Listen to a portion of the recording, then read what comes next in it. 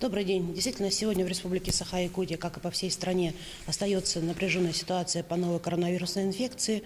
Свыше 11 600 случаев сегодня зарегистрировано на нашей территории с начала пандемии.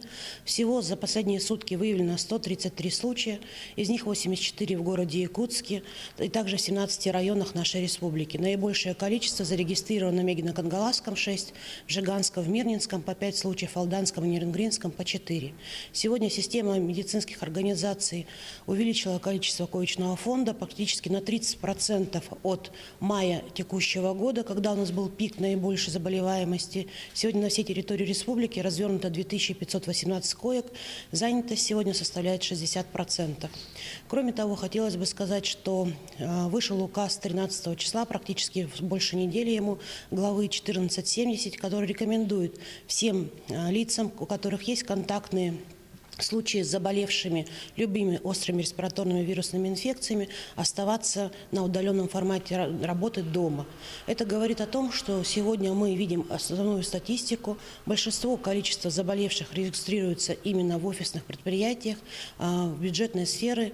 Поэтому мы рекомендуем всем лицам все-таки сохранять и обезопасить себя и близких, максимально самоизолироваться, соблюдать основные правила, это ношение масок, это соблюдать дистанцию и, конечно же, проводить дезинфекцию как в собственном помещении, своих жилых помещений, ну и ношение дезинфектантов, орошением рук.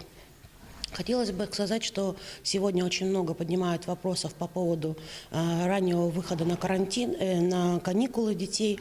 По статистике сегодня заболеваемость среди школьников и дошкольного детского населения не превышает показателей прошлого года. Конечно, у нас имеются случаи в некоторых районах, когда главы принимают решения, и это сегодня им позволительно, в том числе отдельным директорам школ и классам.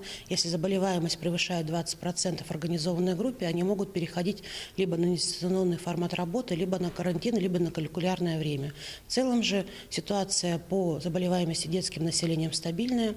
Растет у нас заболевание ОРВИ и грипп среди взрослого населения.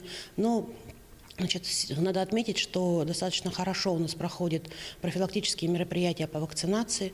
Сегодня практически 97% по республике от представленной вакцины Минздравом Российской Федерации исполнено. Еще раз хотела бы пожелать беречь себя и своих близких и соблюдать простые правила. Спасибо. Спасибо.